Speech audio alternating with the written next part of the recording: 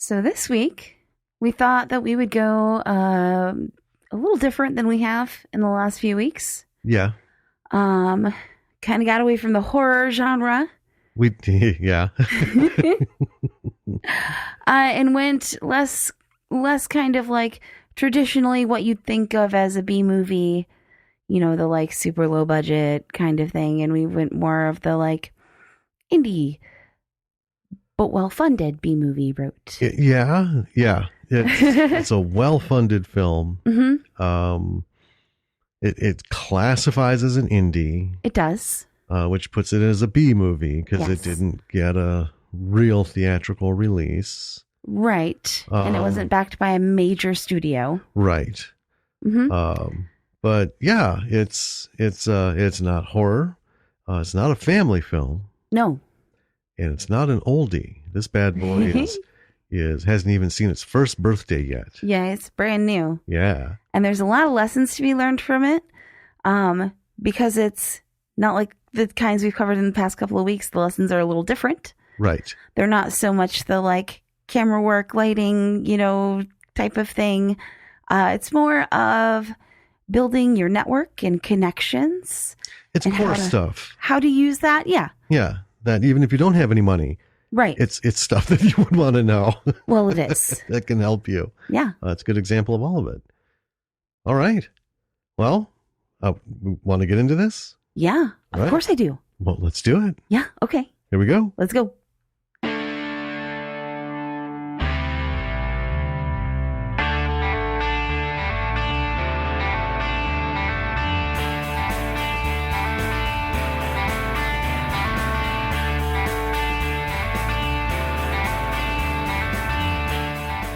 Hey, B-Siders. Welcome to another episode of Bravo for the B-Side. I'm Jim. I'm Danny. And this episode, we have, I don't know, what would you call it? It's not a departure, because it's definitely a B movie. It is a B movie? But it is a well-backed B movie. It is. It has a lot of very well-known people in it. Yes. And it's not a horror. I was just going to say, it's not a horror. Yeah, this one is, I guess we can start, well, I don't know. Why don't we just get into it? Okay. Then, all right. Take us away. All right. So today we have Madness in the Method. Yeah. This movie was made in 2019. It was directed by Jason Mewes, who many of you may know as Jay of Jay and Silent Bob. From the View Askew universe. Yeah. Yep. It was written by Dominic Burns and Chris Anastasi. I'm just going to interject. Jason did have some input. Oh, yeah. He's not credited, but there were several things that I found that he... Oh, yeah. I'm sure he had a lot of creative input. It's starring Jason Mewes, Vinnie Jones, Jamie Camille, Gina Carano, Danny Trejo, Brian O'Halloran, Terry Hatcher, and Kevin Smith. And that's not all. No. I those were like the ones I thought were important. Okay. But yeah, there's like 14 other names. A lot of cameos. A lot of really well-known people. Yeah. Jumped in this. It was not rated, but it would definitely be an R movie. Some places rated it as 16 plus because I guess it's not an MPAA thing. Right. But it's like a guideline. Right. Yeah. Yeah. We don't know the budget for this. No. Because it is not publicized anywhere. Not that I could find. Yeah. That's the thing about independent films. You do not have to publicize your budget. No. Major studios don't have to either, as far as I'm aware, but they do.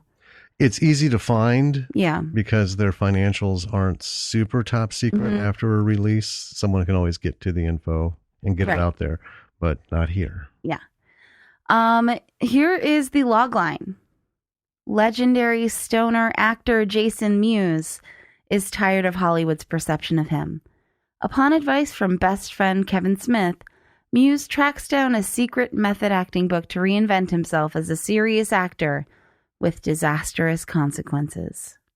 That sums it up. That was a secondary log line that I found because the other one was a little bit shorter. but it didn't quite capture the flavor. I think you give me the long ones on purpose. Well, no, I didn't think it was terribly long. It's So maybe a line and a half longer than the other one. yeah. Yeah. So it's one of these very meta movies where the actor is playing an alternate universe version of themselves, kind of. Right. It's like a mock biography, Right. heavily on the mock. Yeah. As we'll find out.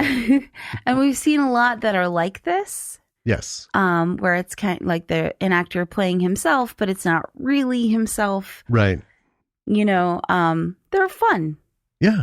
I like them a lot because I feel like even though it's a pretend look into someone's life, you know, it feels like a look into their life. Kind of. Well, I think it is. All of these kinds of shows are, to a degree, Right. because it's something about them they want to get out there. I know for a fact, and I say this just because I'm 100% sure. Nobody's told me or verified it. But there's a nugget of this that's truth. Well, yeah. Right? I mean, this is Jason Mewes' directorial debut. Mm-hmm. Right? And you know he's been pegged as Jay. Well, of course he has. Right? You know, Snoochie Boochie. Yeah. Remember, well, we have a photo with him. Yeah, we very briefly met him. Yeah. But we heard people upset that he wasn't done up as Jay. Oh, yeah. Wanting to get photos with him. And I'm like, well, I'm not here to, fucking meet Jay. Jay's a character. I'm here to meet Jason Mewes. Because, yeah. Yeah. It's a character. So, yeah. And when we briefly met him, he was very calm, very nice. Not Jay at all. You know. No, and that's the thing is people who run into him, he's super cool, just like Kevin Smith. Yeah. Just super, as long as you don't overstep and you're not one of those people who think that these are your fucking playthings, these human beings, just because they've made movies. Right. Right. They're really cool because they're like in the minority in Hollywood. Or even independent, because we've seen some independent people who are like, dude, you don't deserve anything. Because they're just such dicks to fans. Yeah. But they'll be as accommodating as possible. And nobody's had a harsh thing to say about running into them. Yeah. Couple of sweethearts.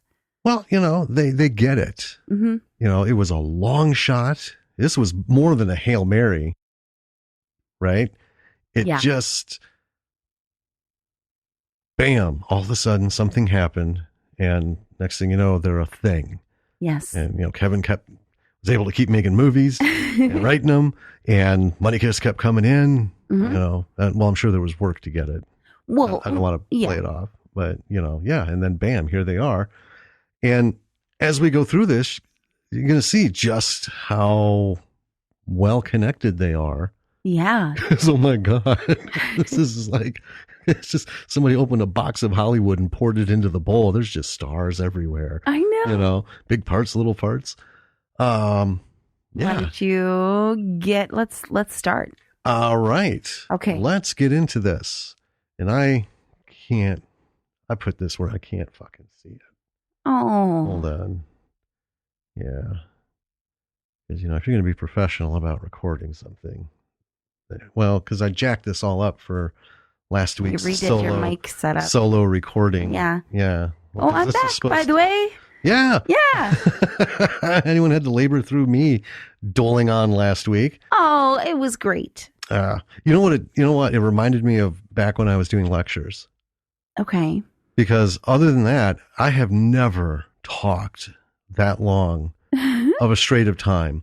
And I hated giving lectures. Jesus Christ. But you got to do it, to teach. Mm-hmm.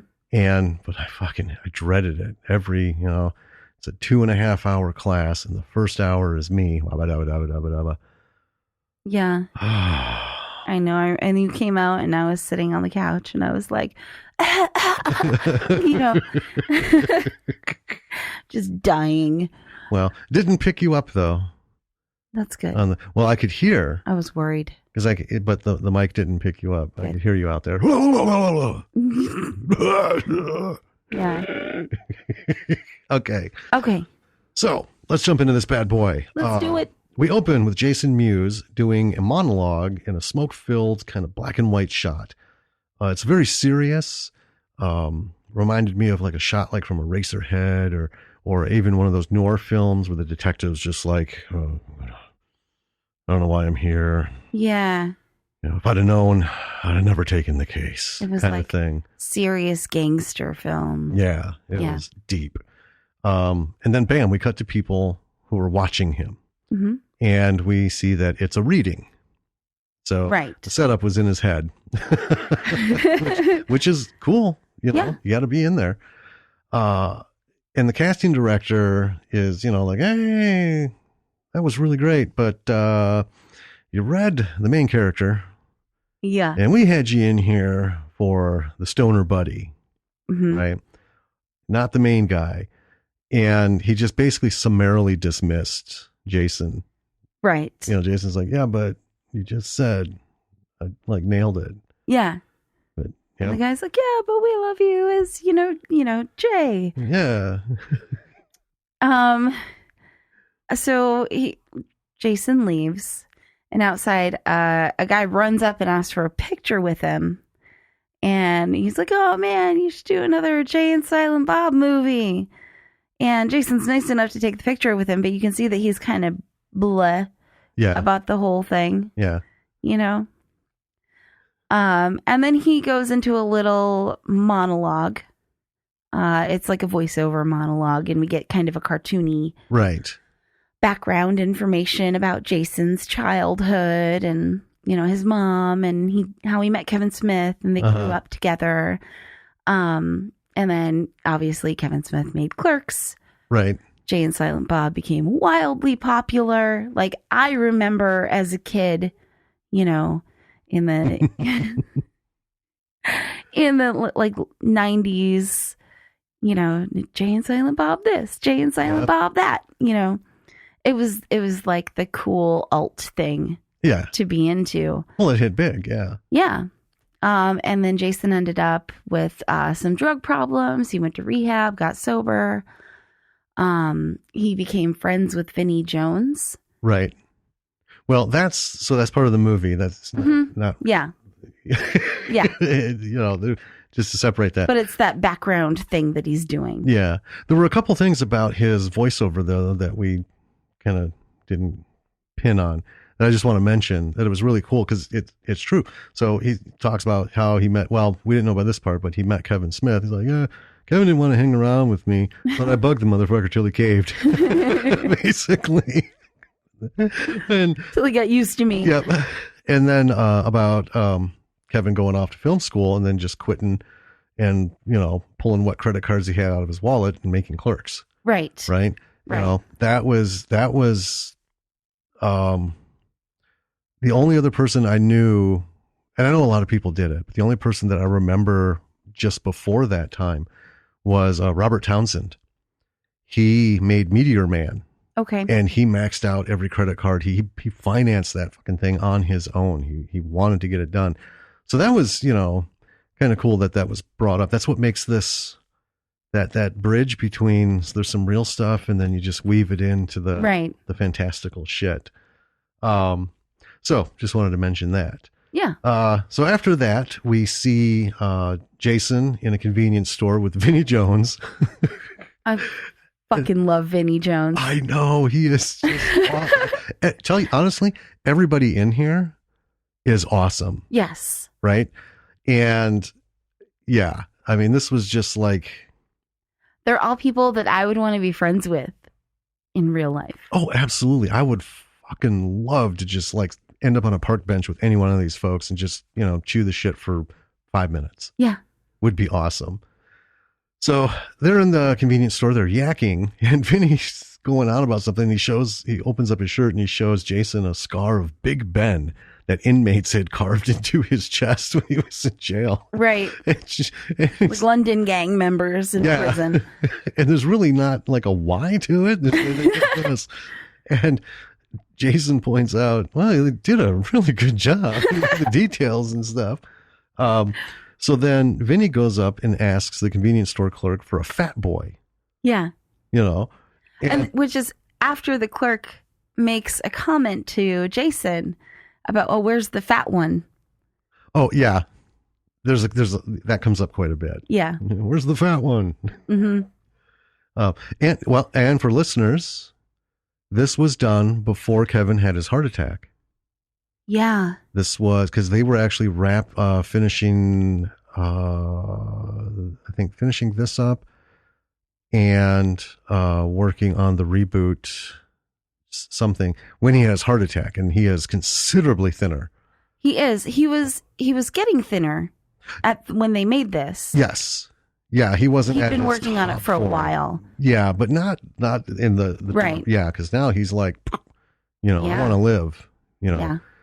And good on him. Yeah, kind of am. We want Kevin around for a while. Yeah. Right. So anyway, so the clerk, a fat boy, is a firework. Yeah. A single firework the size of a fucking duffel bag. It's fucking huge. It is. I'm like, all right. Yeah. So then they split. Yeah. Vinny's driving. Yeah.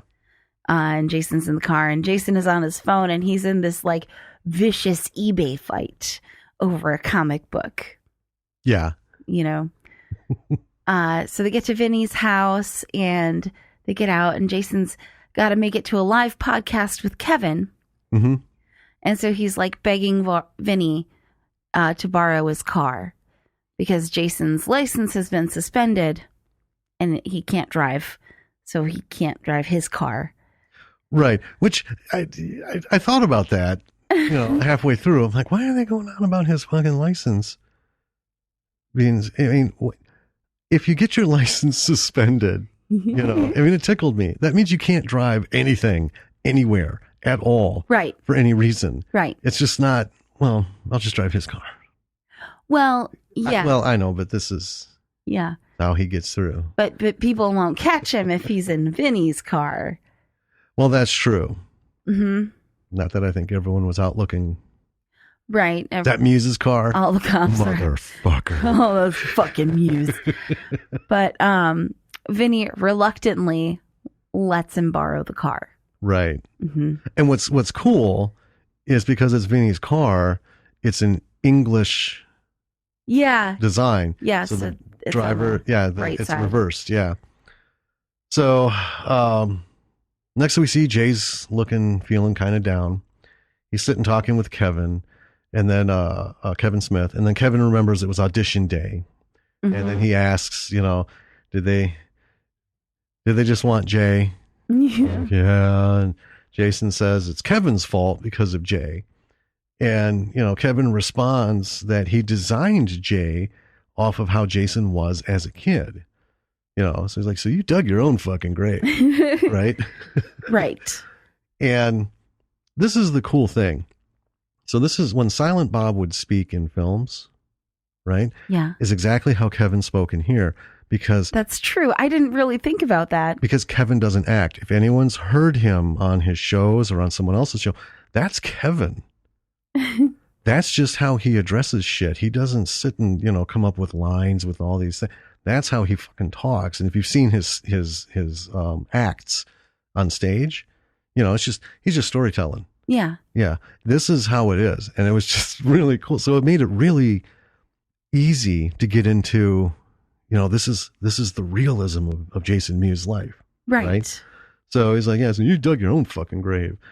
And Kevin then goes into a long talk about how Jason needs to amp it up and get into method acting and hit people with some hard method. Right. And he starts talking about a book, and he says, the one that Matt Damon told me to read. So he tells Jason to read it. And he points out, he's like, I didn't read it, but you should do it. Yeah. And I just noted, his whole little diatribe was funny because it was Kevin being Kevin, and he's fucking hilarious. He has a great take on shit, right?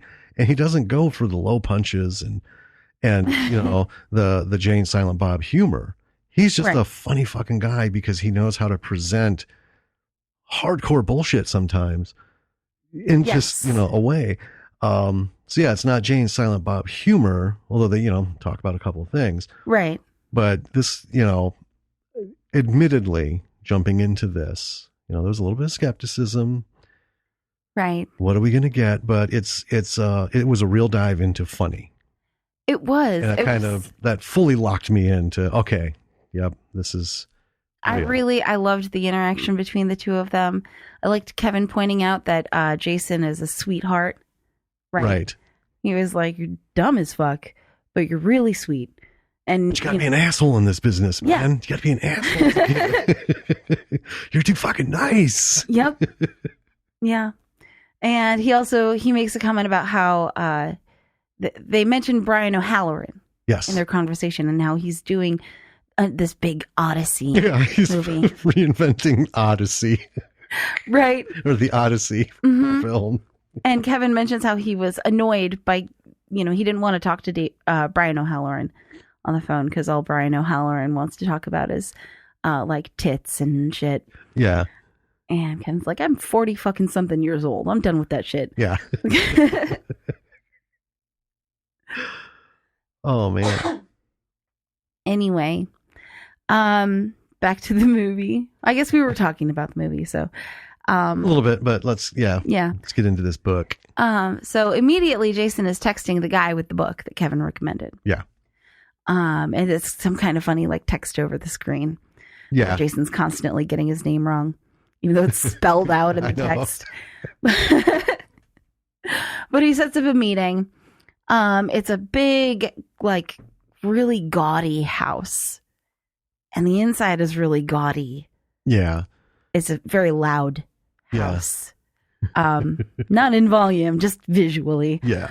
And the guy, Fernando, is a big fan of Jay. Mm-hmm. He does the little line and they do the little song together. That like put that money in my And it's kind of ridiculous. There's also a creepy woman in there who doesn't say anything. Right. The whole time. Yeah, they have a shot of her coming down the stairs. And I'm like, she kind of gives Jay the stink eye, or Jason the stink eye. Yeah. And I'm like, oh, yeah, that's a unusual tight leather dress to be lounging around. But hey, look at this fucking house. I know. And then she just goes sits silently. We learn who she is later. Yeah. But it's funny. So Fernando brings out the book. It's in this weird, like, ancient looking briefcase. I know. I'm not going to lie. I was tripping over that. It was cool. Like, that's so fucking cool looking. Mm-hmm. I want it. Yeah. So you almost expect him to pull out this, like, leather tome or something. Right. And it's this, like, paperback, almost looks like one of those For Dummies books. Yeah. Yeah. And the yellow with the blackboard. Right. Stuff. Yep. Right. And it's well read. Right? It's the, Oh, yeah. The corners are all dog-eared and dog-eared and Yeah. And it's paperback and the front kind of like curves up. And it's apparently the only copy that exists. I know. In the world. And it is called, I'm just going to read your thing here. Yeah. It's called Rob Weston's Guide to Method Acting for Prestigious Talented Performers for Career Advancement.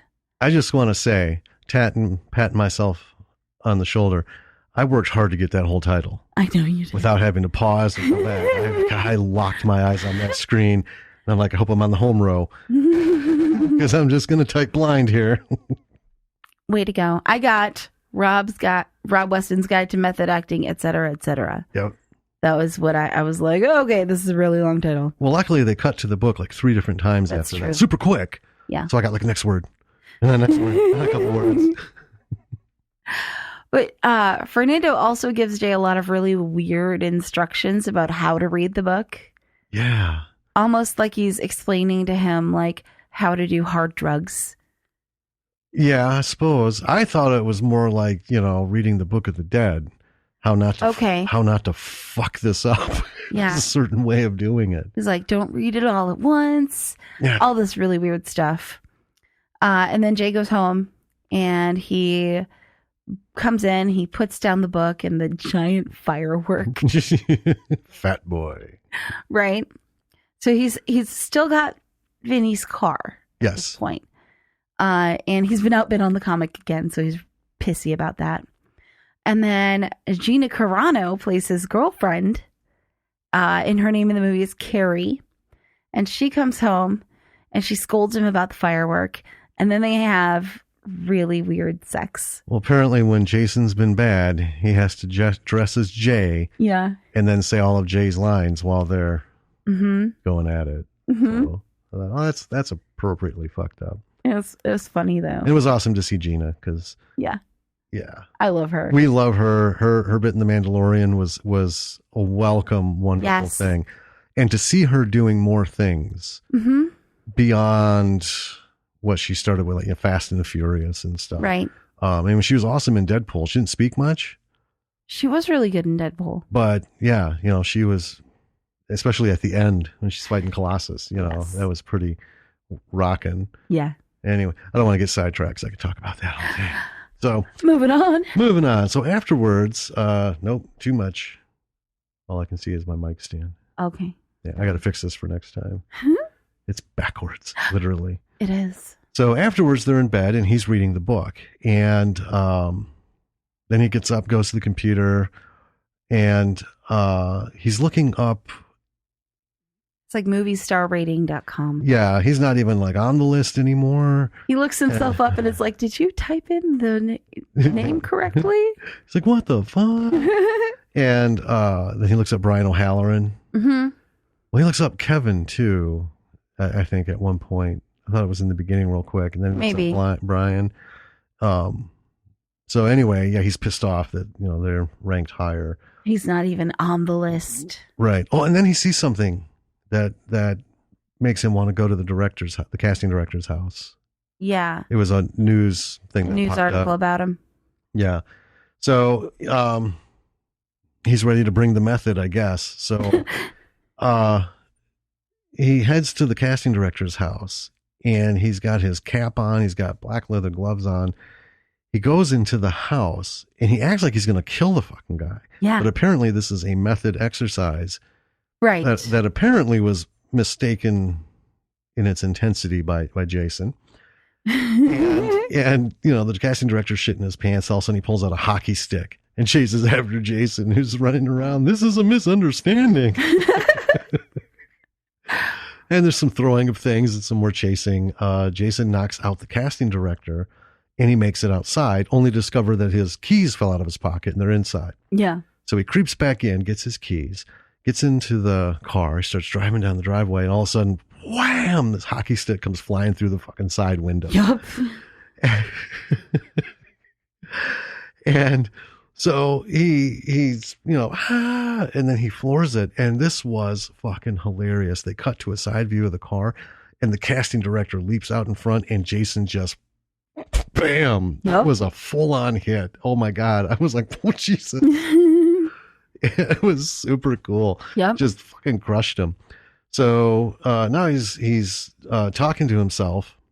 So he gently backs up in the car, boom, boom, backs over the casting director again. Yep. He gets out. He's like, you cool, bro? I think I might have nicked you with the car there. And then they cut to a side shot, and half of the fucking casting director's head is missing. Yep.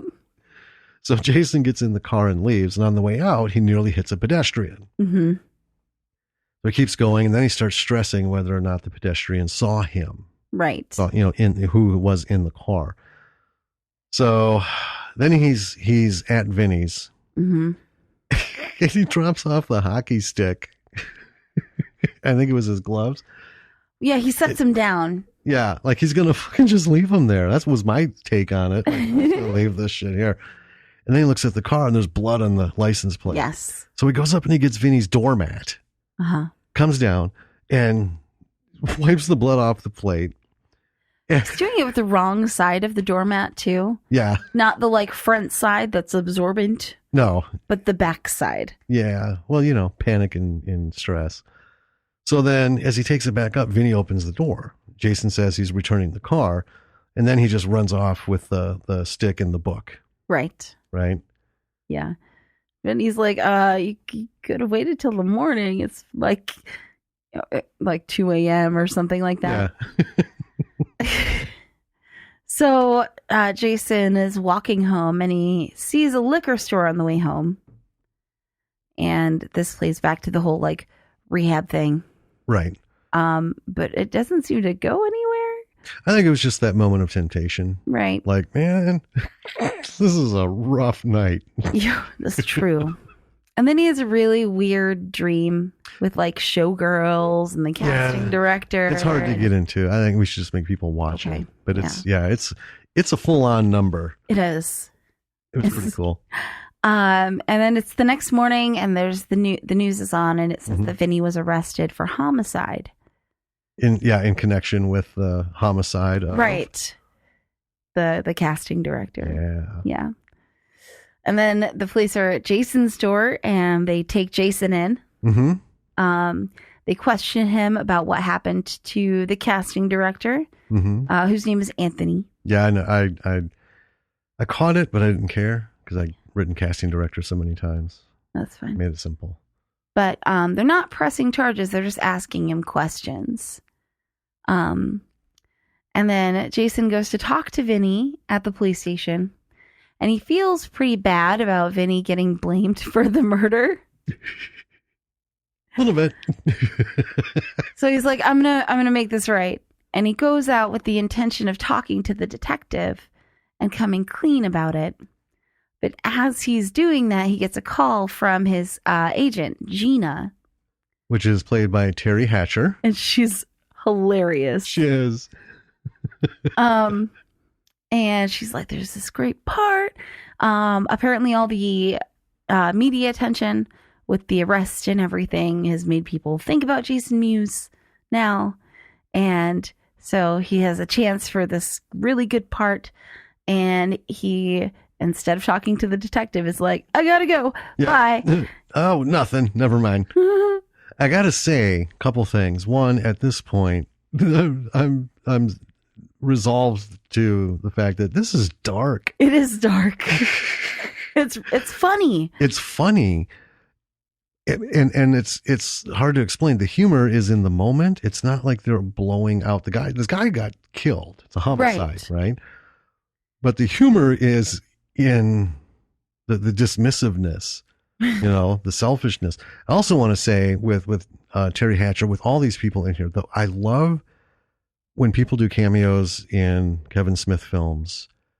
They play themselves, basically. They cut the shit. Because if you think of Terry Hatcher, right, you're thinking of Lois and Clark. And you're thinking of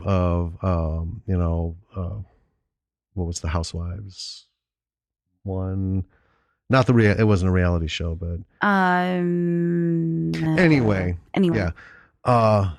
And even though they can get like raunchy and stuff, because of the tone of the show, it's nice to see people.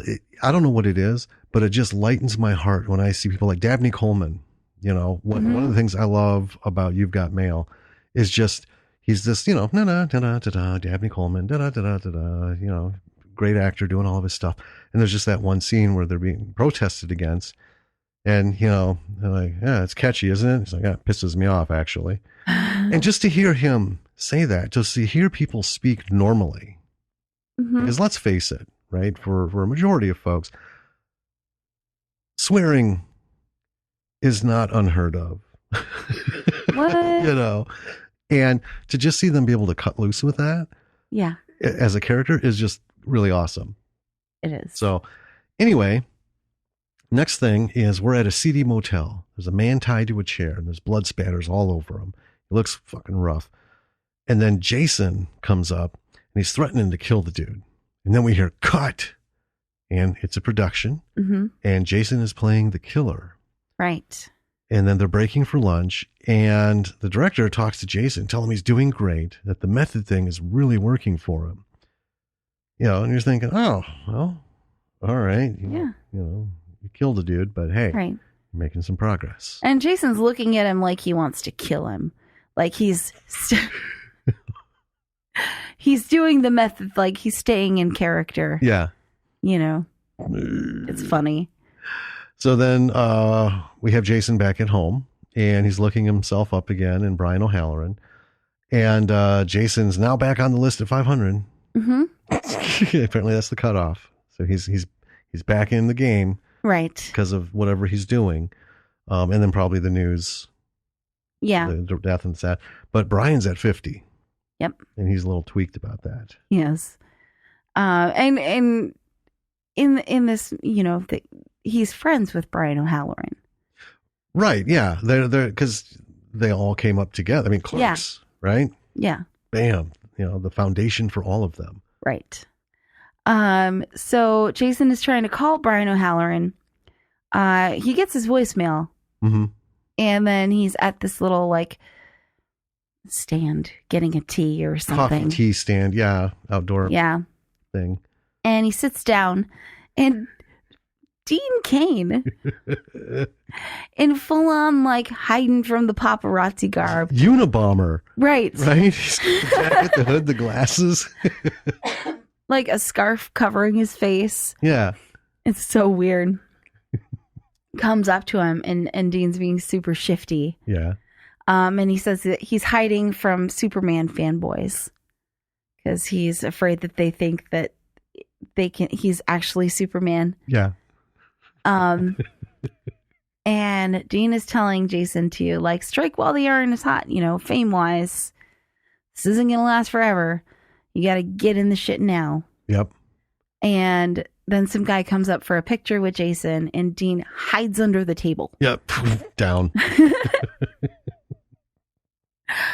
And doesn't come up. Asks Jason to send his coffee down to him. No. There's one little line I want to say. Okay. That I love that Dean spoke was that he's like, you got to keep going. You got to keep going. My film's going to come one day. I'm going to be back there. Because you know what I'm afraid of? I'm afraid of getting shot by one of my fans. I'm afraid the last thing I'm going to see is the disappointed face on a fucking fan who just shot me that I'm not bulletproof. It's just, that was brilliant. So later, Jason is getting ambushed by reporters who want information on the homicide case, want his take, because a witness has come forward saying that they can ID the murderer. Right. The driver. Oh, the car coming out of there. Right. And Jason's pretty nervous about it. Mm-hmm. So he reads the book some more. He gets some more tips from the book. Yep. Which they flash up as kind of on-screen things. Yeah. And Jason's going to try finding the witness because the book says to get rid of anything getting in the way of your goals. Yes. So while he's driving, Jason sees the dude and that he nearly ran over, and here's the witness. Mm-hmm. Throws on some fucking leather gloves and starts tracking the guy, right? And all of a sudden, the guy, you can tell, he knows he's behind him, so he's trying to elude him. So right. You have one of those classic, guys walking a little bit faster, and he's starting to duck around corners into alleys between buildings and, courtyards and stuff. And and Jason's following him in the car. Yeah. Well, he has his license back. It's his own car. Right, but he gets him on, yeah. In that courtyard. Mm-hmm. And so he gets out of the car. He just starts doing his method thing, threatening the guy, telling him that, you didn't see me. The guy says you didn't see him. I thought I saw Vinny. Wait, what? And it ends up with Jason accidentally stabbing the guy. Right. Okay. So he's not dead, and he threatens to tell the cops. So Jason throws the knife at him. Mm-hmm. And instead of, sticking him Hollywood style, it hits him broadside on the head. And he's like, oh, what the hell did you do that for? Mm-hmm. And then the guy's feeling faint and he drops to the ground. Looks like he's dying from bleeding out. So Jason's about to leave and he realizes that Vinny's in jail.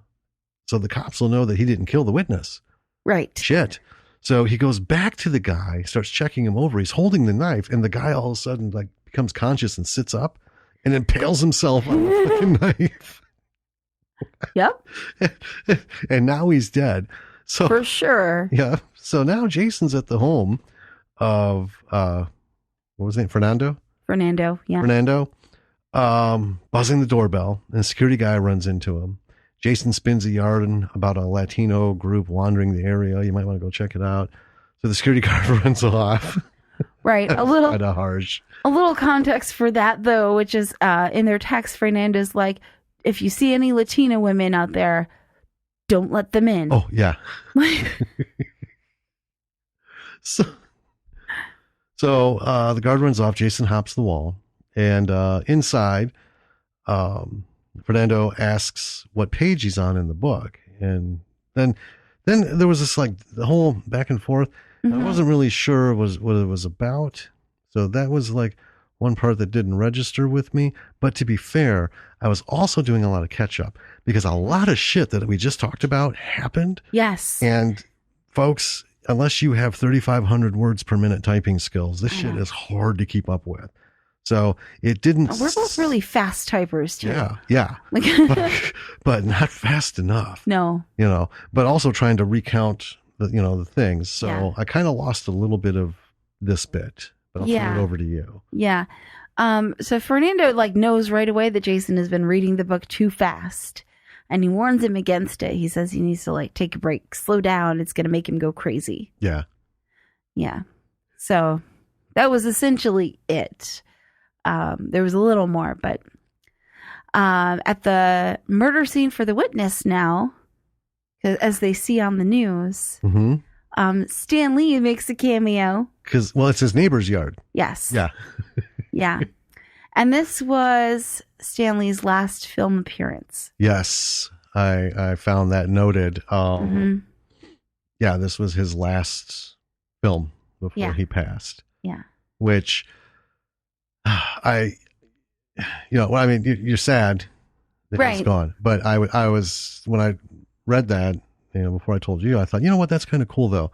Because like we talked about earlier, Kevin Smith is the one who put Stan Lee on film. Right. Mallrats, and before Stan Lee was Stan Lee to the movie public. I mean, to us comic freaks, he's Stan fucking Lee. He has been for, decades. Well, yeah. Right. And that's how he got him, Kevin got him into the films because Kevin is, he's got a shop and he's just, fucking mental about comic books. And so, I thought it was kind of cool that, Stan's swan song was not a Marvel cameo. Right. It was just a quick, he ended it how he began it. I thought that was kind of cool. Unintentional. It is. It's kind of beautiful. Yeah. And so in his cameo, Stan Lee just says a bunch of really mean shit about Jason. I know. That fucking lunatic. Right.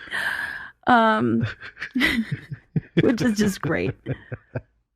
So, Jason and Carrie are back at their house. Oop. I'm back at it now officially. You're back. Yeah. Now that I bumped my mic. So Jason and Carrie are talking about a party that's going to be happening. Right. They got to get ready for it. And Jason looks himself back up on the website and he shot up in the ranks again. I can't remember what his rank was, but he's in the 200s. He's closing the gap to Brian O'Halloran. Yeah. Because in order to be in the movie, I think he wants to be closer.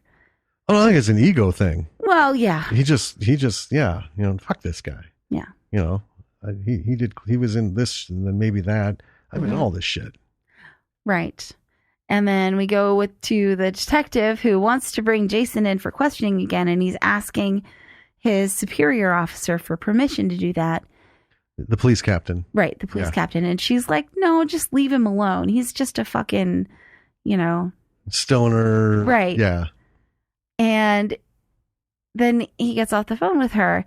And it turns out that she's the woman who's with Fernando. Yeah. She's the weird, silent. The creepy woman. Yeah. So that's interesting.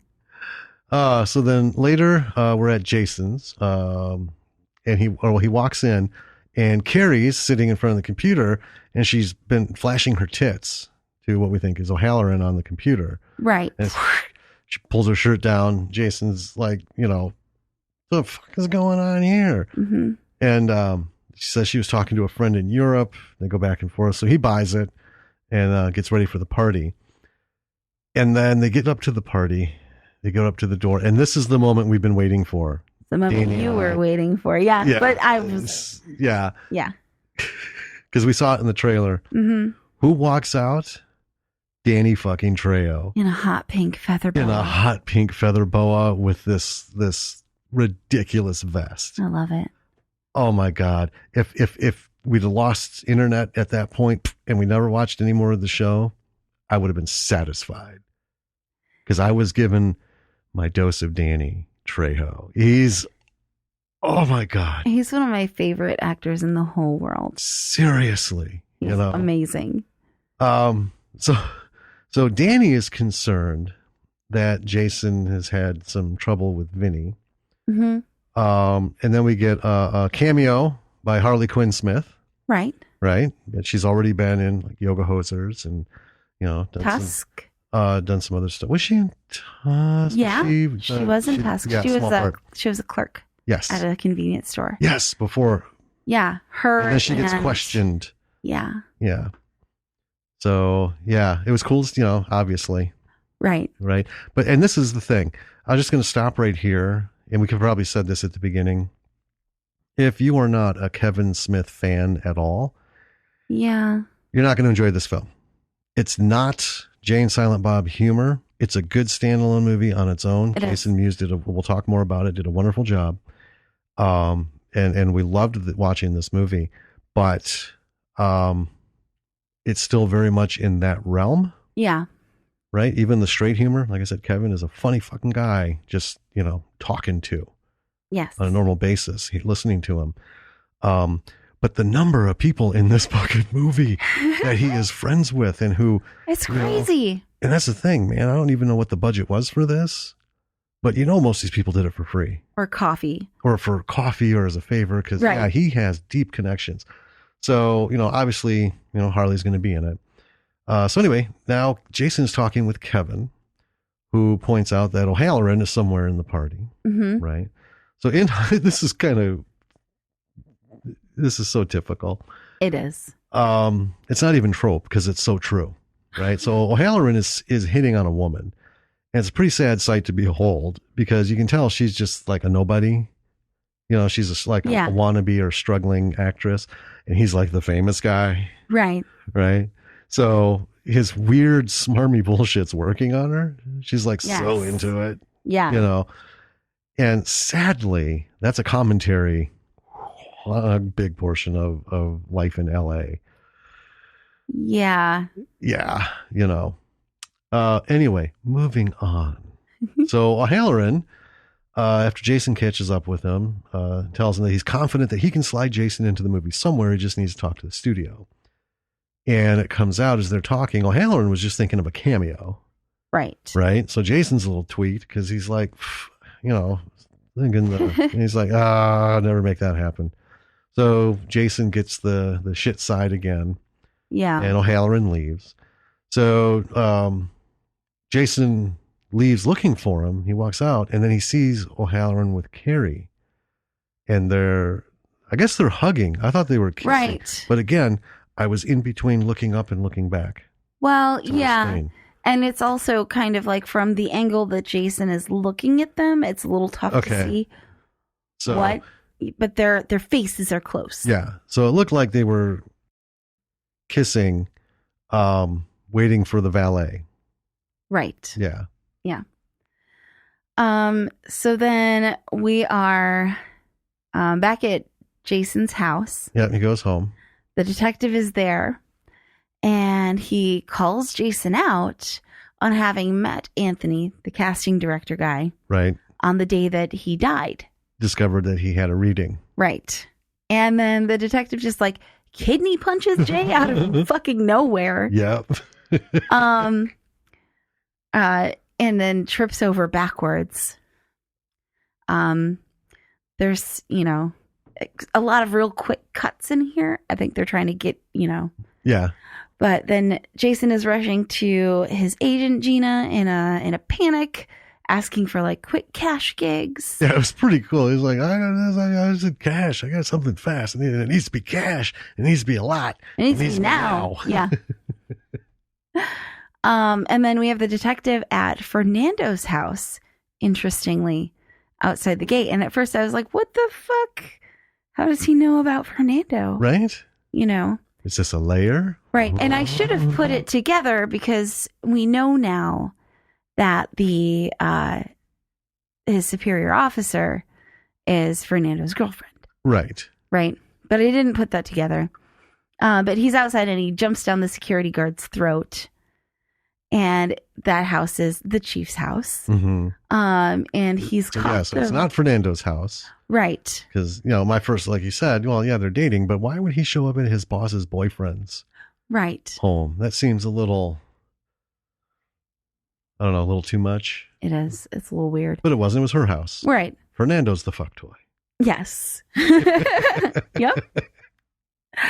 And they're doing some role playing. Yeah, they are. And that's all I'm going to say about that. But the chief is very exasperated by the detective coming in and like insisting that Jason has something to do with it. And then the detective is looking at Fernando. And this happened very briefly. Right. When Jason met Fernando earlier. When they first met, Fernando saw the way Jason was looking at him and he's like, don't fall in love with me. And Jason kind of like shook his head a little and was like, oh, okay. Yeah. I didn't talk about that because describing it doesn't do it justice. Right. But it is hilarious to see because you're like, what is going on? Yeah.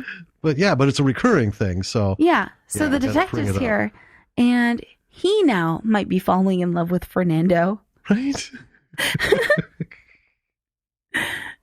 So that comes back around and then the detective resists his feelings for Fernando. And snaps out of it a little bit. Yeah.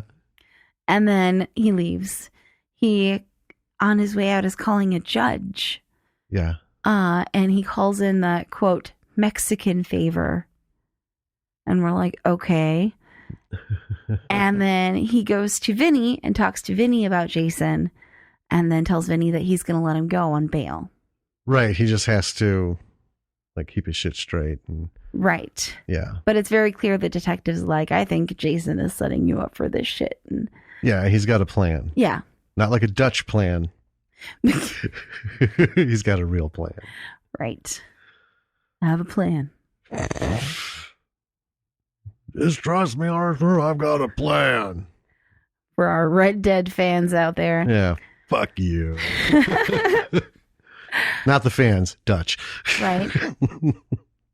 So, Jason is out driving Vinny's car again. And as he's going under a bridge, this pickup comes the other way and does one of those, brake slide things, blocks him off. Jason's like, what the fuck, man? What's going on? All of a sudden, Vinny jumps out of the pickup truck. Mm-hmm. Right? And punches Jason in the face.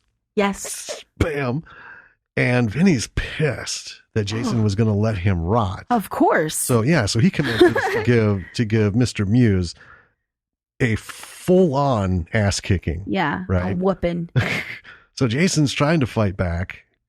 Trying. Well, yeah, I wrote he fights back while he tries. Because it's Vinny Jones. Right. Right. I wouldn't count my odds super quickly. Oh, hell no. I would not want to get in a fight with Vinny Jones. So during the struggle, I think he was pulling something out of the car. Yeah. And Fat Boy ended up falling on the ground out of the passenger side. And Vinny is pissed off and he just kicks the thing and it fucking blows up. Yes. And then there's just this like blood splatter. Right? And Vinny's gone. And I was like, oh my God. Right? What the hell? Yeah. And I think in your notes you had written, is he dead? And I think it was answered probably shortly after you Very wrote shortly, that, because they have a shot from inside the car, the windshield, and the big chunk of chest flesh with Big Ben carved into it. Right. Smacks onto the windshield. Like, yep, mm-hmm. He's dead. Mm-hmm. Yeah. So Jason leaves. Yep. Yep. So that night, Carrie wakes up to find Jason is gone. Right. Not in bed, but there's a lot of like noises. So she goes to kind of investigate that, and it's Jason outside fixing the roof, and she's asked him to do this like several times over the course of the movie. And she's like, it's the middle of the fucking night. They argue. Jason says that he's not Jay. He's Jason fucking Mewes. Looks like he's having a breakdown. Oh, yeah. He's full on reached his limit. Because at this point, I'm just thinking how much darker this shit has gotten. He's fucking murdering people. Well, I guess Vinny was a self-inflicted rage wound. Well, I wouldn't call it a wound. Well, I mean, he kicked the big bomb. It was his own fault. Yeah. Right? But Jason brought it about. I guess so you could still pit it on him. But yeah, the guy is like the grim fucking reaper. Everywhere he goes. He's just like, anyone who interacts with the four fucking guys. Right? And then she says that he can sleep on the fucking couch. Right. If he's going to be like this. So we go into another one of his weird dreams. Yeah. That has all the stuff that he's struggling with in it. Yeah. Like, it's weird. In a semi-choreographed fashion. Yeah. Floor show. Yeah. In the morning, Carrie wakes him up on the couch, and the news is talking about Vinny going missing. And they're speculating on whether he's like gone underground with his gang members. Yeah, they think he went back to London and he's being hidden underground. Yeah. They haven't scraped him off the underside of the bridge yet. Right? There's a knock at the door, and Jason makes a comment, interestingly, that I thought, was weird given his breakdown. And he was like, didn't think it would take him so long, Oh, yeah. And he goes out, and it's the detective. Yeah. Who's drunk. Yeah. And is threatening Jason with a gun. Who's like full off his rocker, this detective. Yeah. It's weird. And then he threatens Jason, and he like roughs him up a bit. Yeah. And then he ends up tripping.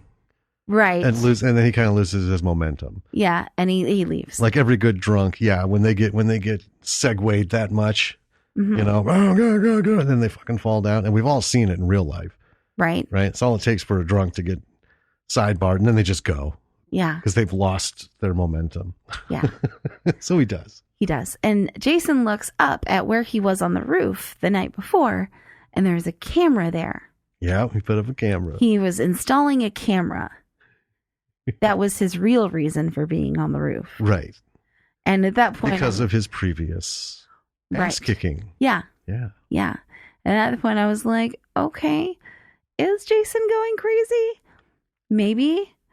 Still? I think so. Because I tell you what, the best movies about people going crazy, they do the sanest shit, but for the most fucked up reason. They have that, like, this is all not going to stop, and I'm going to get my ass kicked by the cops again, but next time I'm going to have it on camera. Okay, that addresses nothing of the fact of the fucking people he's killed.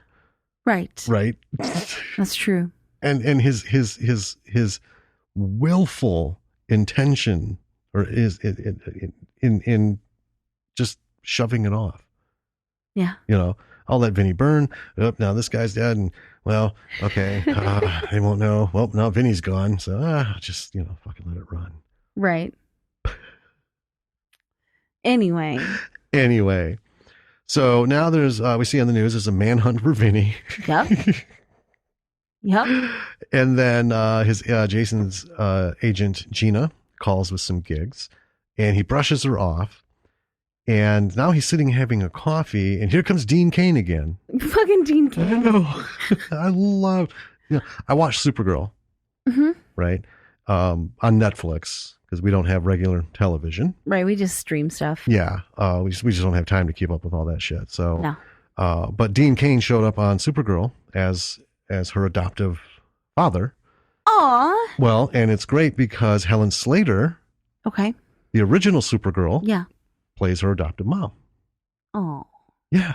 That's adorable. And Kevin Sorbo showed up in it as, I won't get into it, another character's father, and Terry Hatcher was that other character's mother. They were related to Kryptonians, but from another planet who hate them, this whole big thing. I feel like I should watch Supergirl now. It's CW stuff, but it's fun. Okay. It's fun. And Kevin Smith directed several episodes. That's cool. Which, yeah, and they were really good. Good to say. So anyway, so here comes Dean Cain, and he says that O'Halloran is screwing Jason. Yeah, screwing him over because at the studio they were interested in giving Jason the lead in Odyssey, but O'Halloran was pushing back. Right. So Jason takes off, finds O'Halloran in a restaurant down the road. O'Halloran says he called the studio and they weren't having it. Mm-hmm. Right. So then they argue. Jason starts to lose his shit. Right. Gets a little pushy, a little loud. O'Halloran leaves. And Jason takes off and goes to where Kevin Smith is doing a live recording of his podcast. Yeah. He finds Kevin out back, the stage door, smoking a blunt. And they start having it out.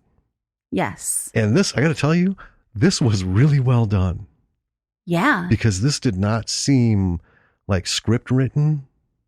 No. You know what I mean? Yeah. I mean, because that's one thing we labor with is if people are getting into it in our script, we want the argument, the confrontation to seem natural, not amped up for, Hollywood standards. Right. Right. This was really fucking well done. So they're having it out. Kevin says that he's watching out for Jason, that he's been watching out for him. He's like, you're not a leading man. And he's afraid that if Jason flopped in a major picture, it would fucking destroy him. And he goes into this big thing. He's like, that's the reason they do the movies that they do. And he's like, there's people who are still fucking talking about Tusk and this, Cop Out and that. Right. And I'm still trying to fucking make movies and this, that. And what was really cool, just another little quick segue, is these parts with Kevin were very real because Kevin Smith will openly talk about his fucking doubts. I mean, just follow his accounts on Twitter and Instagram and stuff. He's constantly worried, that people are just going to shit all over his projects. That's one of the reasons I respect the hell out of him. I like his stuff, but more than anything, he has not once let people fucking slow him down. Right. Right. Even though he does have all these doubts and he, worries about what people will think and. Yeah. But that's just, that's indie filmmaking at its finest. Yeah. It's just, the one thing that we talk about, just fucking push through. You know what? Fuck them. Mm-hmm. If you have a fan base, you have a fan base. You may never get that mansion in Beverly Hills. You may never be asked to direct, Steven Spielberg's production company's next 20 films. Okay. But if you're making your shit and people go and enjoying it, you have done your job. You have made it. You have brought something to the people. Yes. And they love it or like it. And that's really all you can ask for, Yep. So anyway, this was like raw. And, and then all of a sudden, to make it seem even more realistic, Jason fucking spouts back and says Kevin's movies, don't make money, Yeah. And there's this little back and forth. I was going to pull audio for that, but I thought, yeah, it's all right. That's fine. Plus we were super busy. But, and Kevin's just like, fuck off. And what he, I'll let you go. Well, yeah. And Jason also comes back with, well, maybe Kevin doesn't want Jason to eclipse him. Like, what if I'm in a movie and I'm a big success, and then, I'm a bigger deal than you are. Yeah. You can't stand that. And that's a very real thing that happens. Well, yeah. With people. Yeah. And so, yeah. And Kevin throws down his joint. Right. He's been smoking. And he tells Jason to step on it. Yeah. Like power move. Well, yeah. What did he say? Oh, there was a line in the argument where, maybe Kevin doesn't want this and Kevin doesn't want that. And he's like, well, or, or they're going back and forth. And when Kevin throws it down, oh, yeah. Yeah. Silent Bob wants Jay to step on that or put out his fucking blunt or whatever. Yeah. But it was, I could feel the ball kick. Right. Whoa. Yeah. So then we have Jason going to Fernando and he's like panicking. Oh yeah. He's like, I read the whole book. Like, freaking out. He's messed up. And Fernando is like, I've been here before. I know what's going on. He tells Jason that, in his home country, he was a great actor. He was really successful. But he was cursed with everyone he meets falling hopelessly in love with him. Yes. That made sense of that piece. Right. And it's super funny. And then we have a flashback of Fernando in the same exact situation that Jason was in. He's in a car. He's got the book. He throws the book down. He puts on leather gloves. He's got leather gloves. And he's talking to himself in the same way that Jason was before he went in the casting director's house the first time. Yeah. Before he killed him on accident. Yeah. And then Fernando comes back into the car. He's got like a bloody handprint across his face. And he's like, oh my God.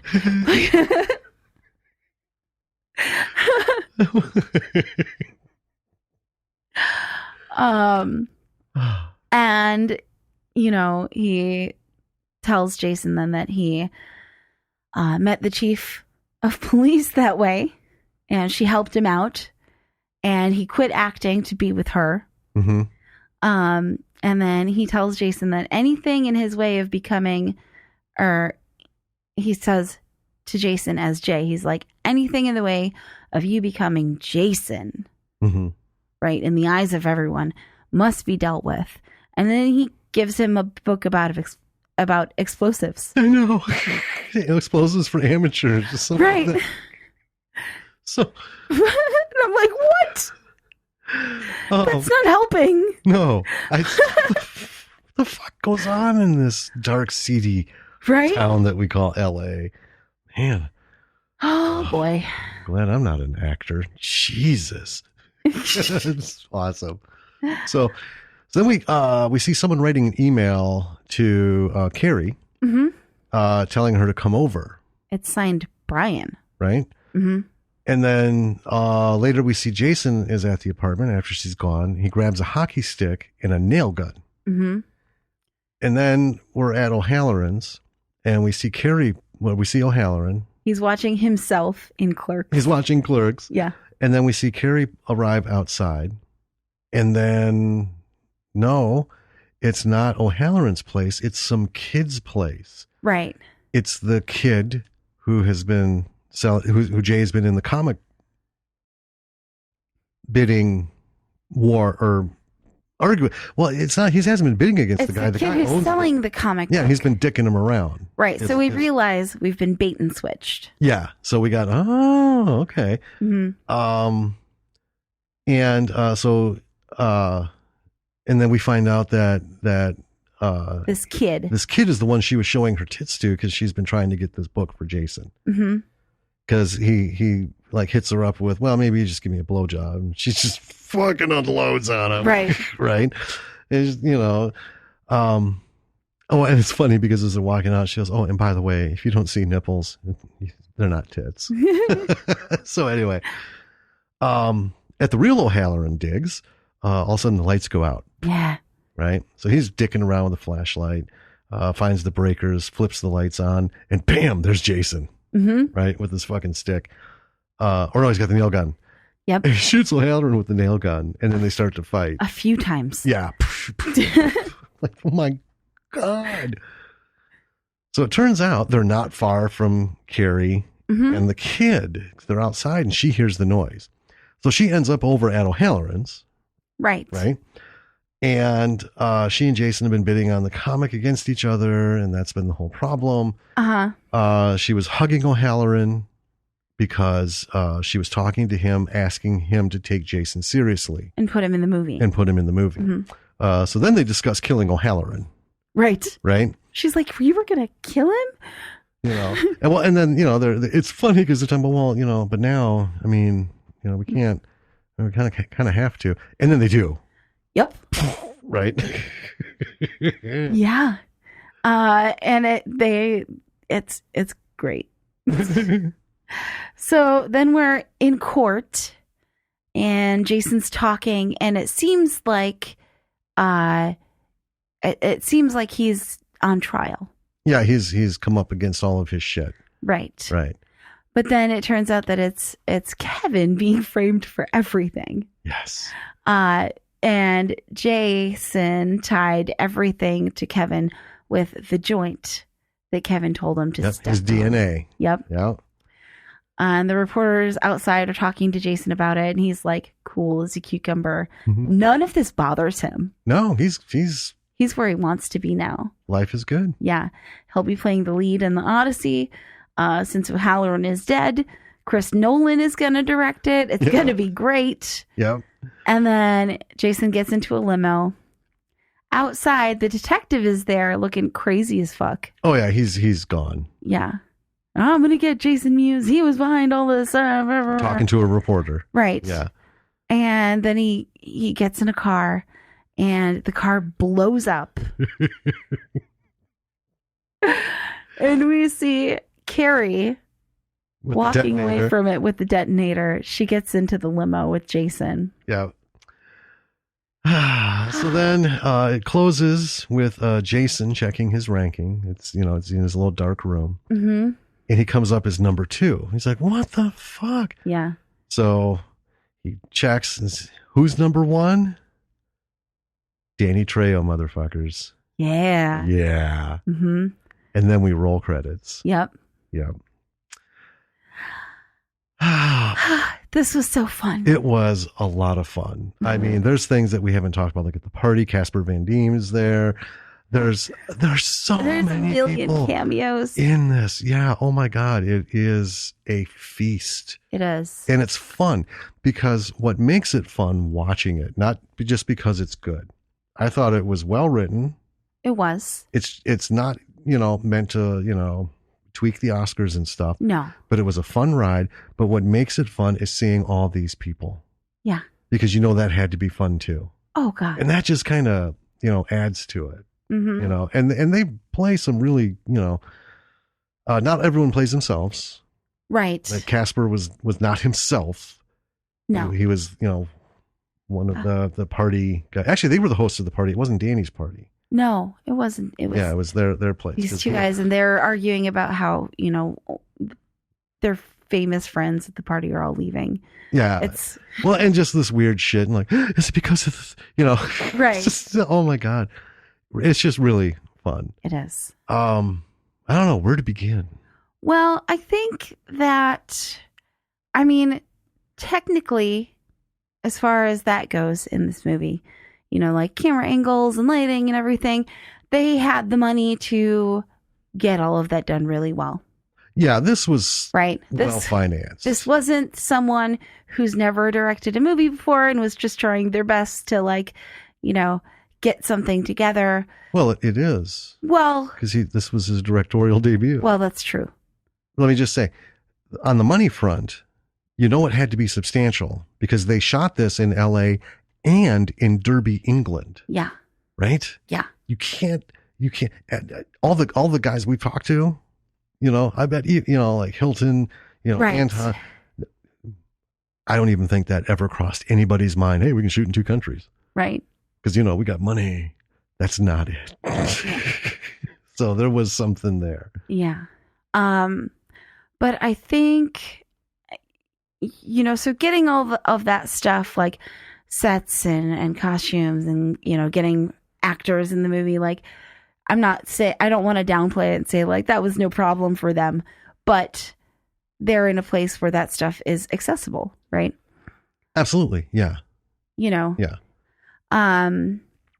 Where this movie really shines is in the writing and in the storytelling. And that made it. Yeah. And I don't know if you have to be a fan of Kevin Smith to enjoy this movie. It certainly helps, right?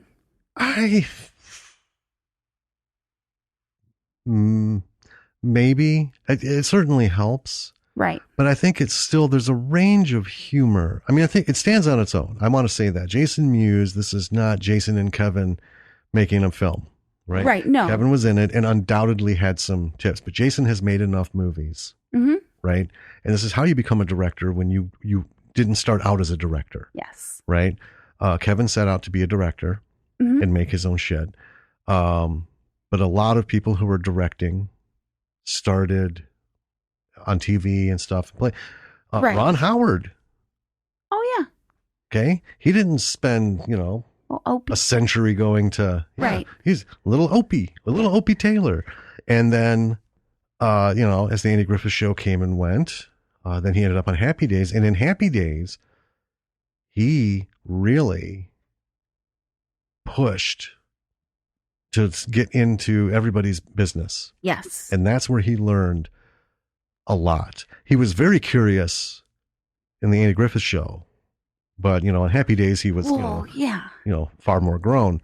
But that's where he got, and look what we got. Yeah. Right? I mean, Ron Howard. We got Ron Howard. As he is today. So if you're interested in doing that, you have it all right there. Yes. And clearly, Jay saw, and he put it to good use because, this was pretty solid. Yeah. There wasn't, it wasn't bumpy. It reminded me, it was almost like it was an ode to the 80s comedies, where there was like some sort of suspense, kind of thing, something like this, where it wasn't camp, right? Because, a lot of the stuff in the 80s, they went camping in horror and other stuff. And then just, Police Academy, just balls out, crazy shit. They went to, humor. But there are some layers here. There are some things that, and you kind of wonder, is he just like imagining the shit between Carrie and O'Halloran? But, right. And then you see, well, we don't see her tits because, but we see what she was doing. Right. Yeah. So, okay. We see that, and then we see the physical contact, and we're like, oh, well, maybe. Cause hey, that's part of Hollywood too. Well, stories like, people fucking around on each other and, well, so you kind of buy into it, but then, okay. So that was the kid. That's a little bit of misdirection, not super deep. No. Right. Not Sherlock Holmes level. No. Twist, but it was good. Yes. Yeah. And then the other thing is, like, Jason Mewes knows who his audience is. He has them nailed down to a fucking T. Yes. And he put this movie together knowing exactly how it was going to hit with them. Yeah. Right? Those are all really good things to know when you're making a movie. Unfortunately, they're not always easy to know. No. And, he had an advantage because he's had a film career, and so he knows, the View Askew universe is out there. Yes. They know exactly what it is. They know exactly the podcasts they do and the shows and all the stuff. They'll know the nods to all the previous movies. Yep. Right. But this is one of those things that we've talked about, and this is on a grand scale, mind you, but still, the basic principle is utilize your connections. Yeah. Right? Network people. If you're making whatever you're making, or you're starring in whatever someone else is making, I mean, make the connections with the people there, right? And then, keep on it. And if they have a connection somewhere, see if they can, you can, don't hone in on it. Like, I want to, just butt in here between you and your friendship with this guy. But, making those connections can pay off down the road. Kevin Smith didn't fucking know anybody. Right. Anywhere. All right. These are two guys from fucking Jersey, man. And,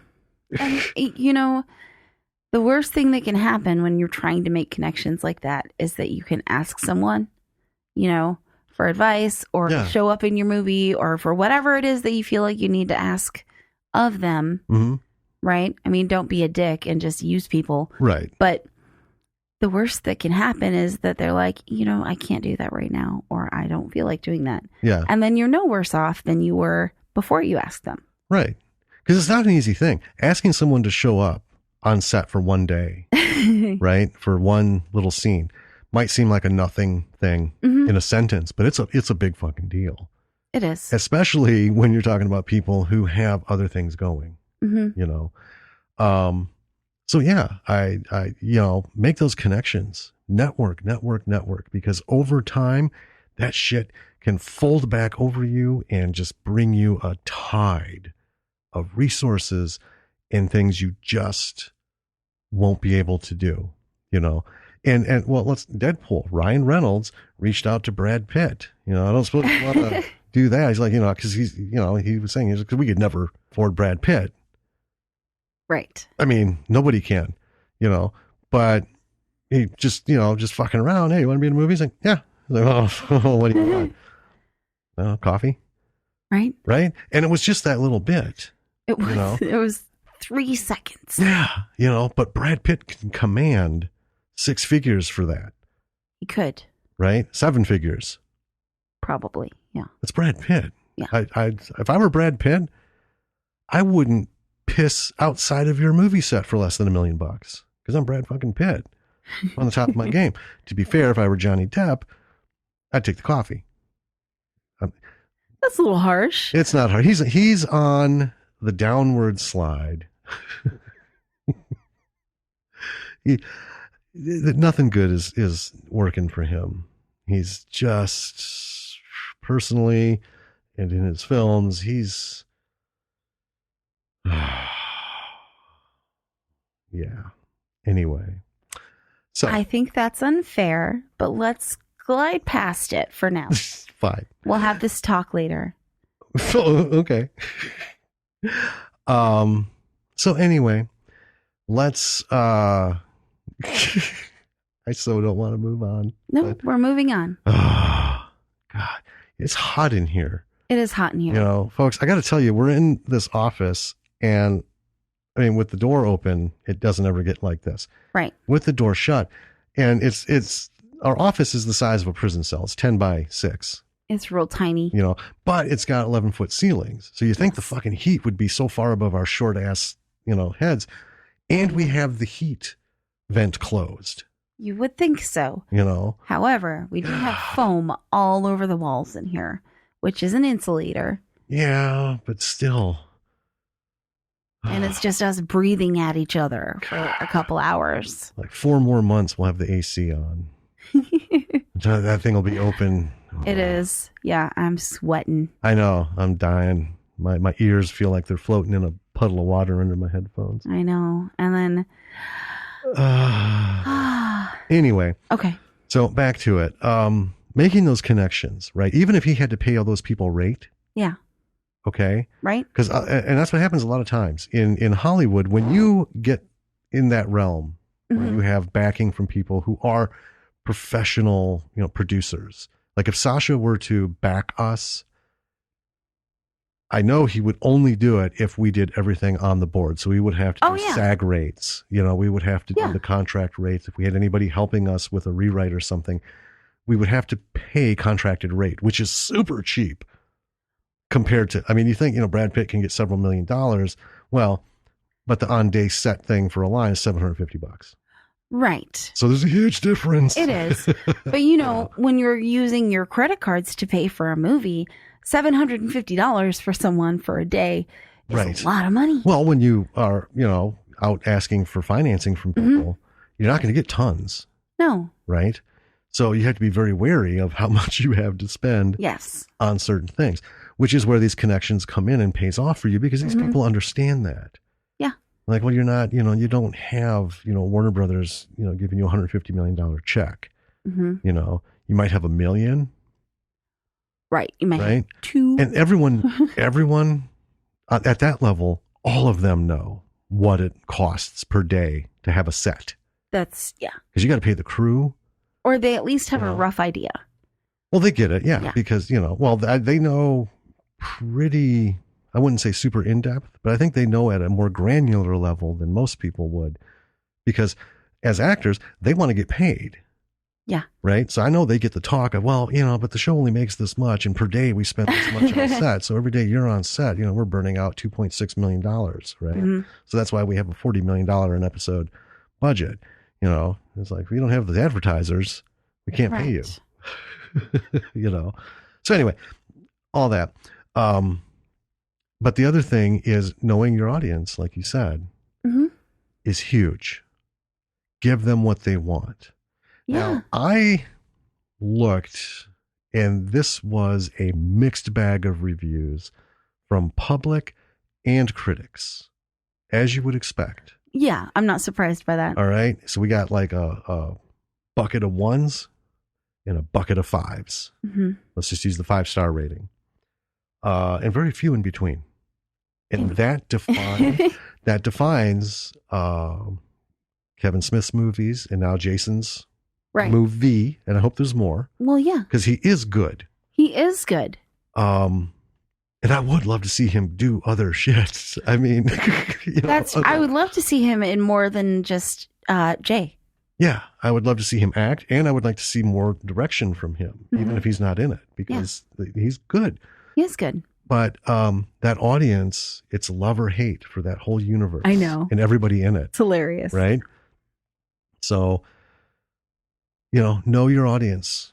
And that's what it comes back to, is when you're putting a project together, you know who you're making it for. Yes. Fuck the rest. Yep. You have to. Kevin Smith's line in this movie was absolutely right. You have to be an asshole.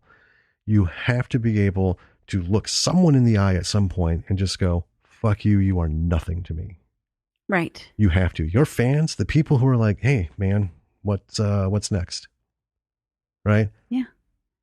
Those are the men and women that you go through this sloggy bullshit of writing something out or finding something already written and finding the financing and making this fucking nightmare come together into coalesce into a production. Well, and then see that shit through, and then the post-production, and then push for the fucking release and all that shit. It is hard and heavy, folks. If you think you can just like making cookies, I'm done with the cookie. I just put it in a box or a jar and I'm done. No. It's not how it works. It's like having a kid. You have to keep on it. Just for the podcast. I've bitched about it many times. I've spent more time on social media than I have from the day we started this podcast all the way back to when social media began at any level, even on like bulletin boards. I know. Modems. Modems. You know what? I can play this in the background. People, if you know this sound, we don't have to listen to the whole thing. It's like 20 seconds. But while I'm talking, you know what this is? And you know what I'm talking about. This was the internet, goddammit. Yep. I know. I've heard it. So I hear it in my head. I know. You knew this. You knew when you weren't going to connect because you knew every thing about this track. Yeah. Like, one note was off and you're like, fuck. Fuck it. Just pick up the phone, hang it up, hit the modem, hit redial, make sure nobody's on the line. We'll pick up the extension, Yep. But anyway, I do it because it's got to be done. Well, yeah. It's got to be done. And that's, and this is just a podcast. Pushing a film, man, just because you throw it up on Vimeo and Amazon, look at like Hilton and Kyle. Hilton's still pushing Zombie with a Shotgun hard and heavy every day. Every day. And Kyle's got not only pushing that, he's pushing Preacher 6 to get it finished and starting up the Coop. Right. Right? Yeah. Oh, and still keeping an eye out for like stuff mentioning the chair and, all the other stuff. Yep. And then Kyle's been throwing out, hey, you want to see Sharon Stone throw me through a fucking window? Watch this one. This is my second professional gig. Well, and he's on it too. When I changed my Twitter name, I got a direct message from him. Not about my Twitter name change, but he must have noticed that it was a new name as a follower, and he sent me the the message that he sends out. He's like, "Hey, do you want to contribute some money to the?"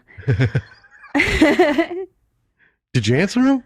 I didn't. I should though. You ghosted him. You ghosted Kyle Hester. I'm sorry. I just don't check Twitter that often. I'm awful. That's what I'm the worst. I called him Kyle Heston, but I think what you did was worse. I'll message him as soon as we're done here. Okay. I'll be like, Kyle, I'm so sorry. I'm bad at Twitter. I love that new handle though.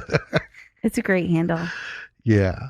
So anyway, we've got the connections. Yeah. We've got knowing your audience. The direction is sound. So the flow of the movie. I won't credit Jason with the editing because I don't know how much involvement he had.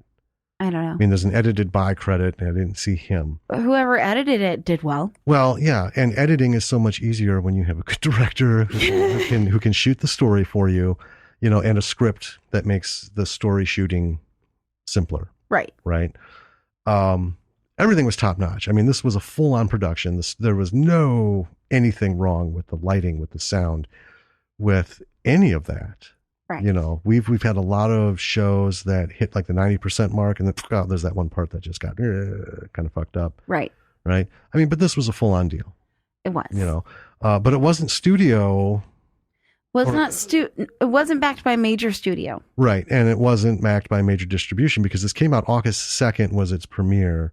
It was a very limited release. I think it was a per date kind of thing.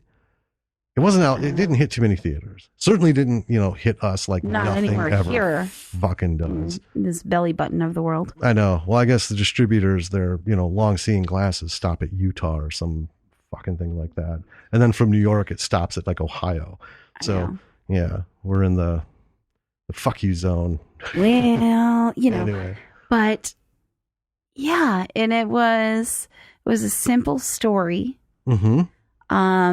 But in the storytelling, they added a lot of like layers and nuances and stuff that were really interesting. Yeah, because from the log line, it's just, this is a story about it. It's a mockumentary, or mock biography. Mock biography, yeah. About a guy who wants to be taken seriously. Right, and like I said, we've seen several of those before, and they're all kind of the same in that regard. Well, yeah. That, but that's what makes them fun, and it was. But dark, goddamn. A lot darker than I thought it would be. I didn't think it was going to be dark at all. Well, no, because you see, and you're like, it's a Jason Mewes movie. How dark could it be? Well, it's a turns comedy. Out. Right. Yeah. Jesus. Tell you what. It's funny because when we were at the beginning of this podcast and we were like, it's not a horror movie, for a second I was like, but kinda. It's not a horror movie. No, it's just brutal. I tell you what though, we'd mentioned before people we'd love to see direct like Plan Z. Oh hell yeah. Smith. I'd have Jason in a heartbeat. Oh fuck yeah. He's got it down. He knows how to pace that shit. Right. And he knows how to bring the comedy. Yes. From a director's standpoint. And from, obviously the acting standpoint. And we've said that before. Not every director can direct every kind of film. We've seen some major fuck ups by some major directors. Well, and not every actor can be a director. Well, and vice versa. And, the whole thing. But comedy is hard. It is. No matter what level it's at, it's hard. Again, which is why we steer clear as much as we can, because we know that's not us. Right. Not us at all. But he knows it, and it's important. You can have the funniest actors and the funniest setups, but if you don't know how to shoot it and visually capture the story for the audience, you fucking lose it. Yeah. But this was the cuts, to this and that, and the way things happened. This is hilarious. The tempo, it was so much fun. Yeah. It really was.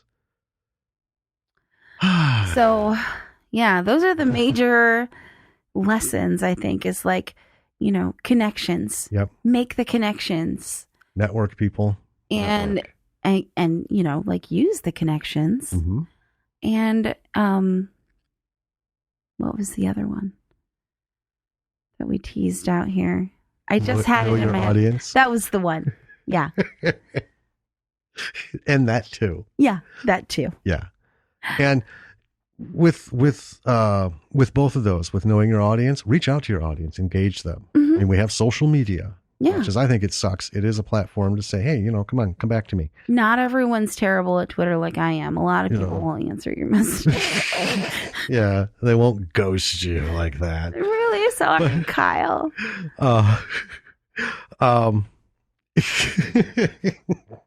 Anyway, ignore the people who hate on you. And because, that's the thing about social media is 10% of it's true. The rest of it's just, fucking posturing. And some people like overblow it. I was like, well, nobody can love my work that fucking much. You're being a little ridiculous. They're midgifying it. Yes. super dramatic. But stick with the folks that hey, I thought it was great, but man, I just don't know about this. That's valuable fucking feedback that you won't get anywhere else. And also reach out to people, ask them. I mean, we reach out, and there's going to be some more folks I'm going to be reaching out to for the interviews. Well, yeah. Any one of these people could have said, "Get fucked." Yeah. I mean, like, who are you? Well, I'm a guy who sits in a room with his wife, and we do a podcast about movies that we watch, and we talk about them. And we liked yours, and we'd like to talk to you about it. Now, we have been very lucky so far. We have. Because we had some great, they're great people. But we're going to run up against the one who's like, I don't want to fucking talk to anybody. It'll happen. I don't want to waste my time. Cool, whatever, move on. But, do it. Take those chances. Yeah. I think that's the worst. That's the worst that can happen is that they're like, no. Because it goes back to what I said before. You know what? Fuck the haters. Yep. Do your work. Write, direct, produce, dream. Go for it. There's might be shit that we hate. We've got one movie that we absolutely, I don't even want to mention its name, that I fucking unloaded on. Yes. Yeah. Well, there's a couple of movies that we've covered that were like, we both were like, this was awful. Well, the difference between awful and what I did with that one. Yeah. But last week's was, I gave the credit. I mean, you didn't watch it. That's the thing. That's true. Because you were so sick. I know. You didn't even watch the movie. I was dying for a whole week. Well, yeah, I explained it in the episode that you were both down. You and Lily were just God. It was rough. And folks, I don't know. Hasn't got me. I think I'm past it. Is there any wood in here to knock on? This is wood. It's veneer. Oh, no, that's wood. Yeah, I did it. Oh, okay. I thought you were knocking on the table. Okay. Whew. Superstitions don't hurt anybody. Oh. Well. All right. I think it's time to tell everybody to go to our website. Yeah. www.lordsofmisruleproductions.com. Check everything that's out that's there. We have our blog, which the episodes post in the blog, and then I have a separate page for just the episodes, just because of the fucking way WordPress is set up. Yeah. But in the blog, there's some entries here and there. We don't write those posts I've been meaning to write. Yeah, well, I've got a couple up there. Yeah. Like I put the Taddy Bogle artwork that Chris sent us. Woo. I put that up because that was awesome. Awesome for him to send that to us. It is. And anyway, we do try to get stuff up there. Mm-hmm. It's we don't have all day to think of shit that might be interesting, so we wait till something really interesting happens, and then time to write about it. And get it up. But yeah, anyway, on the website we have that. We also have links to all of the podcast platforms that we're currently on. Yes. You can click on those to subscribe, hopefully on your favorite platform. We have our social media, Twitter, Instagram, YouTube, Facebook. Yep. We have the links to all those. Check those out. You can find our Patreon page link there. Yes. Or you can go straight to patreon.com/Bravo for the B-side, all one word. Yeah. To find us. Easier to go through the link, folks. It is. Just easier to go through the link. We'd love it if you'd at least take a look. We post episodes there as well. Right now they're a day early. I'm thinking of making patrons get early access. Yeah, I'm thinking of making it a week early. Oh. But because we're 2 weeks ahead, see, now I'm trying to schedule 3 different episode things go, and I'm gonna end up fucking one of them up. Yeah. So I don't know. Maybe I'll bump it up. For now, it's a day early. But yeah, I'll work. If get some people to chime in. Yeah. Say, hey man, a week would be cool. Hey, you know what? You're a patron. I'll do it. I'll get it going. All right. If we hear from that whole thing, got to reach out. Not going to say fuck you. Well, no. Clearly, but yeah, I mean, there's no limit to what we can do there. It's just got to be worth the time. Yes. lordsofmisruleproductions.com, links to everything you need to find all of our stuff. Also email links. Yeah. If you want to just drop us a note and reach out to us. Yeah. Let's hear from you. Same thing on social media. You want to, tag us. If you reply to a tweet, I have a hard time finding that in the timeline because of it's so fucked up. I'll set up a tweet and then I can't find the fucking thing. I'll do it like right now and it won't show up on my feed. It's like 7, 8, 9 screen flips down, and above it's all shit from an hour ago from the people that, we follow. Oh. It's just the way they did it's just fucked up, So if you want to DM, you got to follow. Yeah. To, DM and stuff. But, if you reply to something, I'm not ghosting anybody. No, I'm not picking on you. You totally are picking on me. I am not picking on you. I just don't have time. I try to catch everything I can, but it's just such a convoluted mess. In the meantime, you can catch up on past episodes and check them out and not just listen to the episodes, but watch the movies that we are talking about. That's really what this is all about, is to get people to, go back and watch these films, because some of them are not new. Some of them are, decades old, but they're good, and they're good watching. Number one, they deserve to be seen. Number two, if you're involved in the business, then, there's some lessons. They're good examples of good filmmaking. You don't have to always go for like the Criterion Collection, high level stuff, Oscar winning things, just watch the everyday, especially indie stuff, how people do it. So Danny's had to step out because, even though she's better, still there's been a lot of talking. So, I'm going to go ahead and close this out for everybody. Thank you for listening. Check everything out. Again, we'd love to hear from you. Keep doing what you're doing, and enjoy those B movies. So, okay, B-siders, until the next episode, keep watching and keep doing it. We're out.